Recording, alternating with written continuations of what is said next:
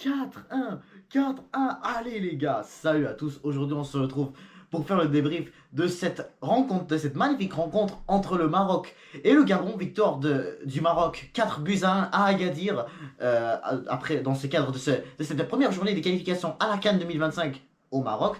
Donc je peux dire que clairement ce début a été excellent. Et pourquoi je dis que c'est excellent? Parce que avant bien sûr de commencer, je tiens à dire tout d'abord bravo Gabon. Parce que eux aussi, il faut dire la vérité. Oui, on a gagné 4-1, mais faut dire que eux aussi, là, surtout en première mi-temps, ils ont beaucoup proposé. Ils ont fait vraiment un très beau jeu. Ils ont été rapides surtout. Ils ont vraiment des joueurs rapides et on le sait et on l'a vu et on l'a remarqué beaucoup dans les matchs du Gabon. Surtout les dernières années quand ils nous faisaient vraiment des matchs difficiles contre nous, que ce soit lors de la CAN 2022 au Cameroun, lorsqu'on a fait match nul, 2 buts partout.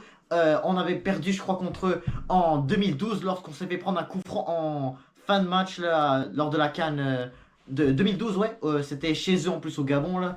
On s'est fait prendre un coup franc en fin de match et on a perdu ce match. Donc je peux clairement dire que je suis satisfait de battre cette équipe du Gabon pour de bon. Et écoute, hein, parce que pourquoi je dis qu'aussi c'est un très bon début, parce que voilà, c'est des équipes comme le Gabon qui nous ont fait tout le temps de la misère. Et comme avant, lors de la CAN 2024 au Cameroun, excuse-moi, en Côte d'Ivoire, et bien sûr avant. Et bien sûr un peu avant la CAN, lorsqu'on avait perdu contre l'Afrique du Sud 0-0 contre Cap-Vert, le match contre la Côte d'Ivoire, si vous vous en souvenez.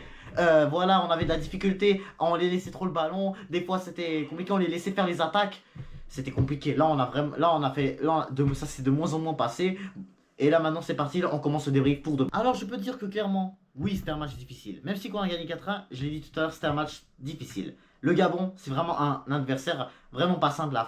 C'est vraiment un adversaire pas très simple. Ils ont bien proposé, hein, mais en tout cas là maintenant, maintenant là, je vais commencer par déjà parler de l'équipe parce que là pour de vrai, j'ai vu des choses vraiment intéressantes de la part de la part de nos joueurs. Et on va commencer par d'abord Yacine Bounou. Yacine Bounou a fait vraiment des arrêts de grande classe. Il a vraiment surtout, voilà, si vous avez vu, si je vais essayer de vous le montrer ici, là, c'est même lorsqu'il y avait Bounou lorsqu'il y avait une grosse contre-attaque de la part de l'ailier gauche du Gabon, j'ai oublié son nom, mais Bounou a fait un arrêt, il a fait un magnifique arrêt, puis là l'action n'était toujours pas terminée, il y avait un autre joueur qui est arrivé, il a tiré très fort et Bounou l'a arrêté. Il faut dire que Bounou a fait des arrêts magiques aujourd'hui et ça, c'est surtout vraiment le fait qu'il nous a vraiment pu nous faire garder dans le match parce que franchement, hein, parce que là, faut qu'on mentionne un truc, c'est que cette première mi-temps là, je vais vous le dire tout de suite, c'est l'une des premières mi-temps les plus étranges que j'ai vues de ma vie. 4 pénaltys, 4 pénaltys. Ouais, on a concédé 4 pénaltys parce que là, le premier pénalty, ça a été un pénalty avec une très belle passe de Hakim Ziyech et oui, voilà, il y a eu et voilà Ezalzouli et voilà le gardien qui a fait une faute sur Ezalzouli et là il y a eu penalty pour le Maroc. Ziyech l'a mis, bravo, il a fait même une très belle, il a fait vraiment il s'était très bien tiré ce penalty. Ensuite ensuite, il y a eu un penalty pour le Gabon, mais Aubameyang l'a loupé. Ensuite, un autre penalty de Ziyech, il l'a mis. Ensuite, Aubameyang, il l'a mis après le penalty. Donc, faut dire que vraiment, en première mi-temps, j'ai jamais vu une première mi-temps avec 4 penalties. Vraiment, j'ai jamais vu une première mi-temps avec 4 penalties. Oui, oui, c'était pas les 4 qui s'étaient marqués. Il y en avait 3 de marqués, 2 du côté du Maroc, 1 du côté du Gabon. Ensuite, en défense centrale, moi, j'ai trouvé vraiment Aguerd moitié-moitié parce qu'en première mi-temps, parfois c'était pas très simple, mais au final, on connaît bien notre Aguerd, on connaît bien notre Naïf Aguerd, notre numéro 5. Lui, toujours, il est capable de faire des. Il est souvent capable de rattraper l'attaquant quand il attaque. Mais d'un autre côté, Abkar aussi, je l'ai vraiment pas trouvé mauvais. Il a fait vraiment des tacles magistrales pour vraiment empêcher le Gabon de finir leur action. Mais vraiment, la défense centrale en général, je l'ai trouvé magnifique. C'est sûr que dommage, Shadi Riyad aurait pu faire une meilleure job qu'Abkar, mais Abkar déjà c'est très bien, il s'est très bien débrouillé, Masha'Allah pour lui. Franchement, bravo. Et la défense centrale, elle a vraiment essayé de son mieux. Bounou a essayé de son mieux. Je vais vous dire maintenant c'était où vraiment le problème qui a fait que le Gabon a été extrêmement rapide. Et franchement, là, je vais vous le dire vraiment c'était quoi vraiment la chose qui a vraiment cloché, qui a vraiment fait qu'il y a eu un énorme trou dans le milieu, entre le milieu et la défense qui a fait que voilà qui a fait que voilà le Gabon aurait pu genre en marquer plus. Et bah il s'agit de Mazraoui. Alors Mazraoui là pour de vrai là, c'est sûr que là je vais pas le critiquer, il a quand même il a quand même joué à sa vraie place qui est la droite et il a laissé la gauche à Hakimi. Mais là, Mazraoui. Moi, je trouve que Mazraoui, honnêtement, c'était pas très exceptionnel. Alors oui, Mazraoui, il a quand même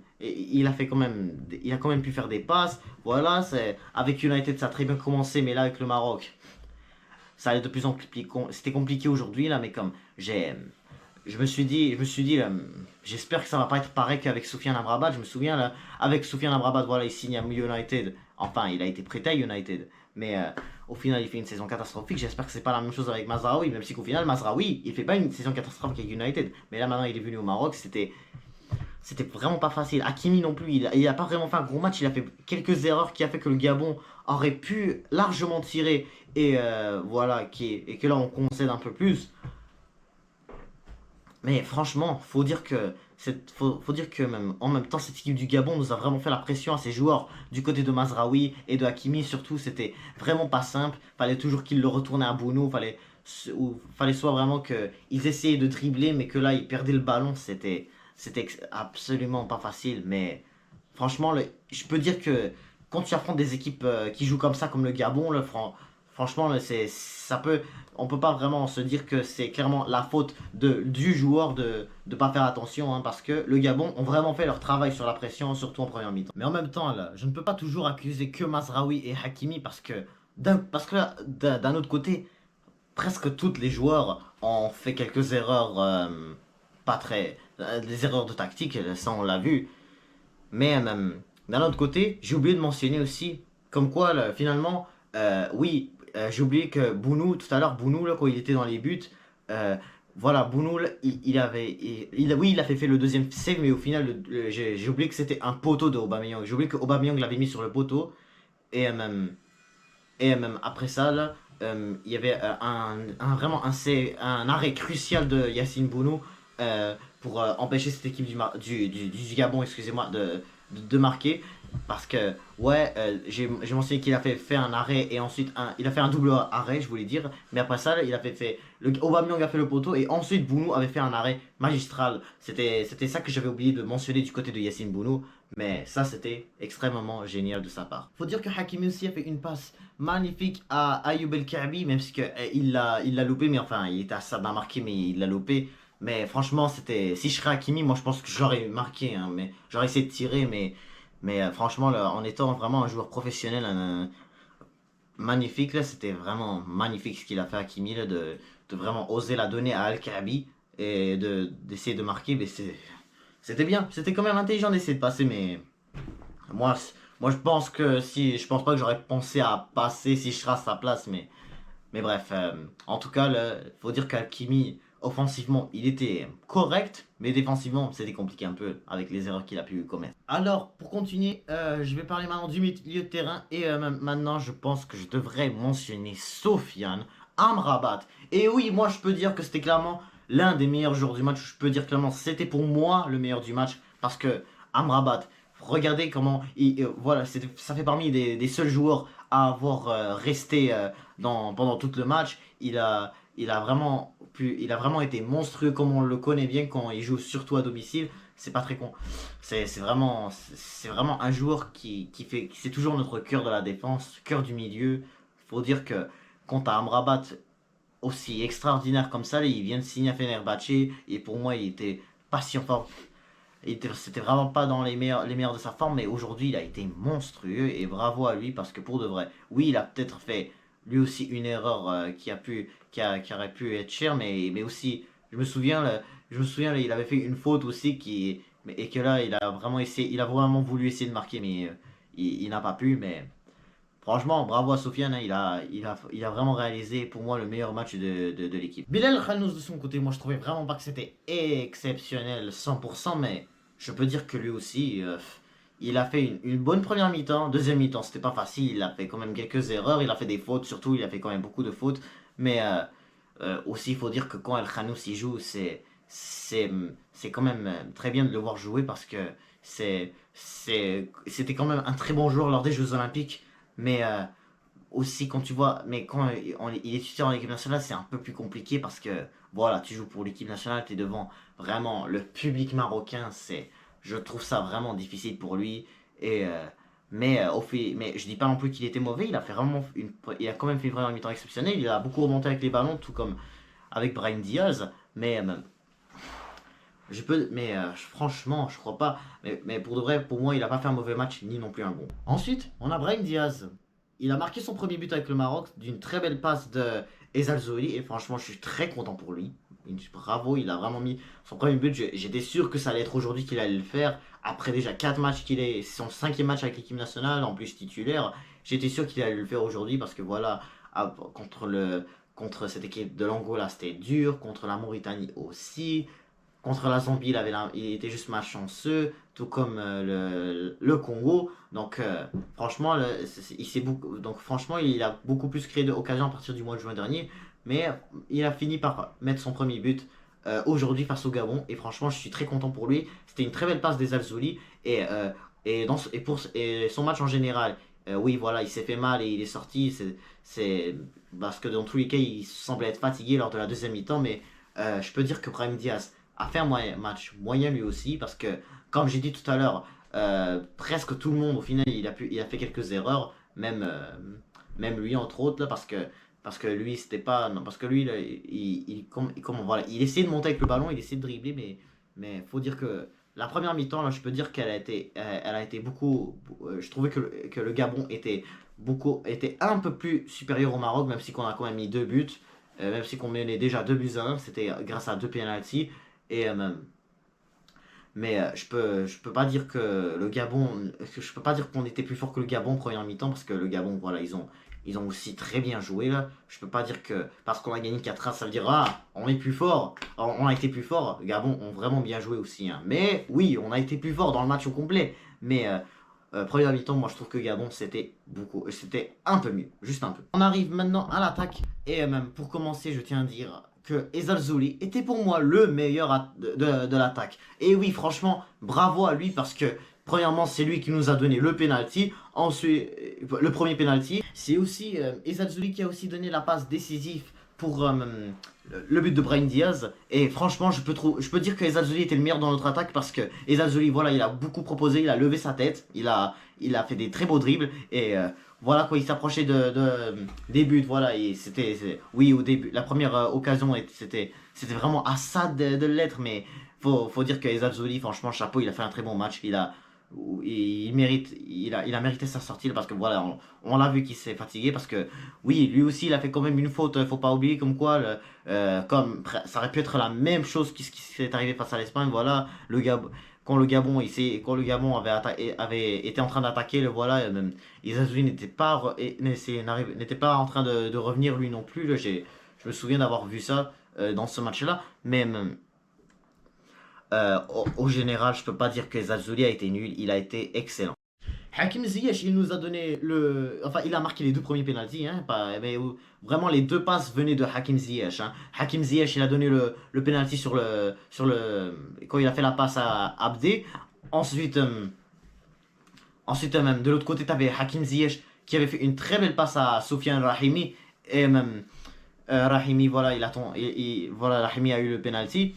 Et Ziyech a franchement marqué les 2 pénaltys, surtout le premier, moi je l'ai trouvé exceptionnel. Mais après ça, là, après avoir mis les 2 pénaltys, c'était à peu près la même affaire que contre la Zambie. Un petit peu, presque, pas toujours pas la même affaire. Oui, je dis pas qu'il a ragé avant de sortir. Je dis pas que non plus, et voilà, comment dire, oui, il a peut-être pas ragé avant de sortir, mais aussi, voilà, il a quand même proposé des choses, mais vraiment pas comme je l'espérais, parce que pour de vrai, Ziyech a fait quand même un bon match. On commence à voir que de plus en plus, je me souviens contre le Congo, on avait gagné 6-0.